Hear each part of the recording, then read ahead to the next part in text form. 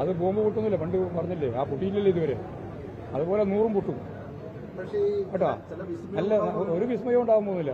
ഇടതുപക്ഷ ജനാധിപത്യ മുന്നണി നല്ല ഭൂരിപക്ഷത്തോടുകൂടി വീണ്ടും മൂന്നാമത്തെ പ്രാവശ്യവും ഈ കേരളത്തിൽ അധികാരത്തിൽ വരും. അതിൽ ഒരു സംശയവും വേണ്ട. ഏത് ബോംബ് പൊട്ടിയാലും അത് വരും. നിങ്ങൾക്ക് എല്ലാം വരുന്നത് മുഴുവൻ LDF-ന് ഒരു തിരിച്ചടി എന്ന് പ്രഖ്യാപിച്ചുകൊണ്ടിരിക്കുകയാണ്. LDF-ന് ഒരു തിരിച്ചടിയില്ല. 4 പതിറ്റാണ്ടിനടുത്ത് മുമ്പുണ്ടായിരുന്ന ഒരു കേസ് സംബന്ധിച്ച് ഇപ്പോൾ ഒരു വിധി വന്നതിൽ LDF-ന് തിരിച്ചടി വന്നിരിക്കുന്നു. ഞങ്ങൾക്കത് തിരിച്ചടിയാണെന്ന്. ഇപ്പോൾ ഇക്കൊല്ലോ 2 കൊല്ലം മുമ്പോ 10 കൊല്ലം മുമ്പോ ഒക്കെ ആണെന്ന് ശരി.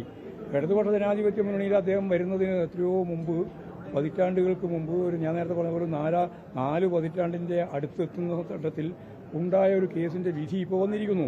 ആ വിധി വസ്തുനിഷ്ഠമായ രീതിയിൽ വന്നു കഴിഞ്ഞാൽ ആവശ്യമായ നിലപാട് സ്വീകരിക്കുക. അതിലെന്ത് ഞങ്ങൾക്ക് തിരിച്ചടി വന്നിരിക്കുന്നു? ഒന്നുമില്ല.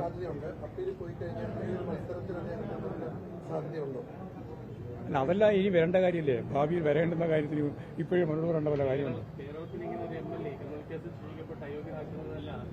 അതിപ്പോൾ 36-38 കൊല്ലം മുമ്പ് ഇങ്ങനെ കേസ് വരെ ആർക്കും ഉണ്ടായിട്ടുണ്ടാവില്ല. അതല്ലേ കാര്യം. അല്ല, അന്ന് നേരം തന്നെ തീർന്നു പോയിട്ടുണ്ടാവും.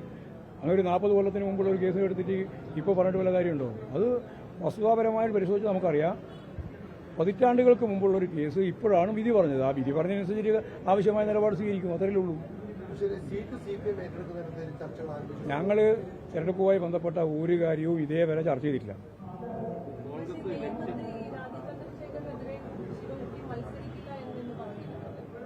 അത് മത്സരിക്കുമെന്നും പറഞ്ഞതും മത്സരിക്കുന്നില്ല എന്ന് പറഞ്ഞതും ഒക്കെ തെറ്റാണ്. ഞങ്ങളതിനെപ്പറ്റി ആലോചിച്ചിട്ടേ ഇല്ല. പോരെ, അതല്ലേ നിങ്ങൾ പറഞ്ഞ മലയാളത്തിലേ പറയും. ഞങ്ങൾ അത് സംബന്ധിച്ച് ഇതേവരെ ചർച്ച ചെയ്തിട്ടേ ഇല്ല. അപ്പോൾ മത്സരിക്കുകയോ ഇല്ലയോ എന്നുള്ളത് ഇപ്പോൾ പറയാൻ സാധിക്കുന്ന ഒരു ചോദ്യത്തിന്റെ ഉത്തരമല്ല. അത് ബോംബ് പൊട്ടുന്നില്ല, പണ്ട് പറഞ്ഞില്ലേ, ആ പൊട്ടിയില്ലല്ലോ ഇതുവരെ. അതുപോലെ 100 പൊട്ടും കേട്ടോ. അല്ല, ഒരു വിസ്മയം ഉണ്ടാകാൻ പോകുന്നില്ല. ഇടതുപക്ഷ ജനാധിപത്യ മുന്നണി നല്ല ഭൂരിപക്ഷത്തോടുകൂടി വീണ്ടും മൂന്നാമത്തെ പ്രാവശ്യവും ഈ കേരളത്തിൽ അധികാരത്തിൽ വരും. അതിൽ ഒരു സംശയവും വേണ്ട. ഏത് ബോംബ് പൊട്ടിയാലും അത് വരും കേട്ടോ. ഞാൻ വായിച്ചു നോക്കിയില്ല.